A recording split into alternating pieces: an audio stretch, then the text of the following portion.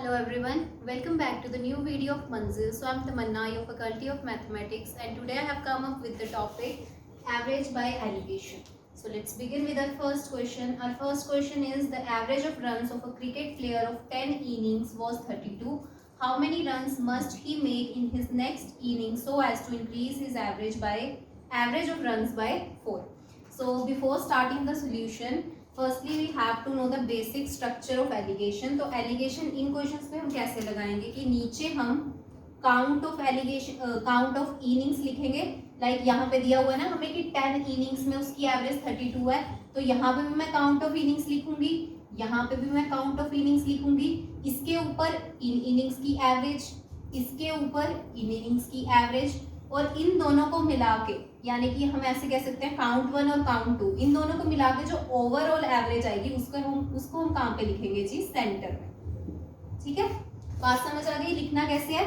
पहली जो स्टार्टिंग में इंफॉर्मेशन दी हुई है उन इनिंग्स की एवरेज एक साइड, दूसरी इनिंग्स की एवरेज दूसरी साइड, और जो कलेक्टिव सारी ओवरऑल एवरेज आएगी उसको कहाँ पे लिखा जाता है? सेंटर में. सो अब हम अपना क्वेश्चन स्टार्ट करते हैं. क्वेश्चन में क्या दिया हुआ है जी? The average of runs of a cricket player of 10 innings was 32. तो सबसे पहले मैं क्या लिखूंगी? 10 innings में एवरेज कितनी है? 32 है. ठीक है, उसके बाद क्या दिया हुआ है? How many runs must he make in his next inning? Next inning का मतलब 10 इनिंग्स एक साइड है, अगली इनिंग क्या होगी? काउंट क्या होगा उसका? एक ही इनिंग की बात हो रही है. Next inning means 11th inning. तो उस एक इनिंग में वो पर्सन कहते हैं कितने रन बनाए, मतलब इस एक इनिंग में कितने रन बनाए. तो यहाँ पे क्या आ गया? एक्स. जो चीज हमसे पूछी जाती है एलिगेशन के पैटर्न में, जो भी चीज पूछी जाती है उसकी जगह पे एक्स पुट कर दिया करो. 10 इनिंग्स की एवरेज 32, नेक्स्ट इनिंग में हमने कितने रन बनाए ये फाइंड करना है. उसके बाद वो कह रहे हैं so as to increase his average of runs by 4. कहते जो उसकी पहले एवरेज थी ना, अगर आप उसमें ये 11th इनिंग भी जोड़ दोगे तो उसकी एवरेज कितने से बढ़ जाएगी? 4 से बढ़ जाएगी. मींस अगर पहले 32 एवरेज थी तो अब उसकी एवरेज कितनी हो जाएगी? 32 प्लस 4 दैट इज 36. 10 इनिंग्स की एवरेज 32, नेक्स्ट इनिंग में कितने रन बनाए फाइंड करना है. 10 प्लस 1 टोटल 11 इनिंग्स की एवरेज कितनी है जी? 36. कहाँ से पता लगा? क्योंकि उन्होंने कहा है कि 4 रन से बढ़ जाएगी. ठीक है, इसके बाद हम क्वेश्चन को कैसे सॉल्व करेंगे? ये जो नीचे वाली रेशियो होती है ना आपकी काउंट की, इसको नीचे कर दिया करो. 10:1 हमने नीचे अलग कर दिया. अब एलिगेशन कहाँ से लगानी, कैसे लगानी होती है? हमने बड़े नंबर से छोटे नंबर की तरफ जाया करो. देखो, अगर आप 36 से 32 के पास जा रहे हो, ऐसे जाओगे ना, बड़े से छोटे नंबर की तरफ जाना होता है हमेशा. अगर आप 36 से 32 की तरफ जा रहे हो ना, तो यहाँ से आप नीचे की तरफ आओगे. एलिगेशन कैसे चलती है? अगर आप यहाँ से स्टार्ट कर रहे हो तो यहाँ से नीचे, यहाँ से ऊपर, और अगर आप यहाँ से स्टार्ट कर रहे हो तो x से 36 के पास आएंगे, 36 से 32. लिखेंगे कैसे? 36 से जब मैं 32 को माइनस करूंगी, हमेशा माइनस ही करना होता है. 36 से 32 माइनस किया तो यहाँ पे आ क्या गया जी? 4. और क्योंकि x से 36 माइनस करना है तो बजाय कि आप यहाँ x माइनस 36 लिखो, क्या लिखेंगे हम? अब ध्यान से देखो, नीचे अपनी रेशियो बनी है 10:1. जहां पे हमारे पास 1 यूनिट पड़ा था, ये एक तरह से हमारा 1 यूनिट है और ये 10 यूनिट्स हैं. जहां पे 1 यूनिट पड़ा था उसकी जगह पे आया क्या है? सॉल्यूशन करने के बाद 4 आया. 1 यूनिट की वैल्यू 4 है, तो 10 यूनिट्स की वैल्यू कितनी होगी? 40. 1 unit is equal to 4, 10 units is equal to 10 into 4, 40. मतलब हमें x में से 36 माइनस करके चाहिए क्या? 40.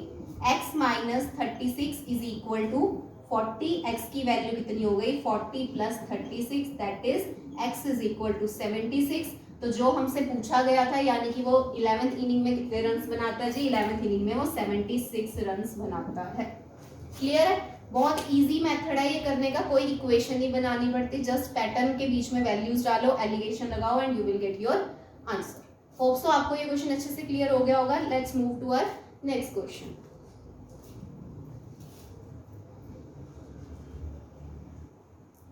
हाँ जी, नेक्स्ट क्वेश्चन में दिया हुआ है the batting average for 40 innings of a cricket player is 50 runs. His highest scores exceeds his lowest score by 172 runs. If these two innings are excluded, which two innings? कहते हैं जो हमने highest और lowest score की बात करी है ना, अगर हम वो दो इनिंग्स बाहर निकाल दें तो बच कितनी गई? टोटल इनिंग्स हमारे पास 40 हैं, उसमें से मैंने हाईएस्ट और लोएस्ट बाहर निकाल दी तो रिमेनिंग कितनी बच गई? 38 इनिंग्स. तो 38 इनिंग्स की एवरेज कितनी दी हुई है हमें? 48 रन्स दी हुई है. उसके बाद हमें पूछ रहे हैं कि हाईएस्ट स्कोर की वैल्यू बताओ. वो हमसे हाईएस्ट स्कोर भी पूछ सकते थे, लोएस्ट स्कोर भी पूछ सकते थे, हम दोनों ही निकाल के रखेंगे. तो सबसे पहले क्वेश्चन स्टार्ट करने से पहले ये देख लोगे कि आपके पास ओवरऑल टोटल इनिंग्स कितनी है।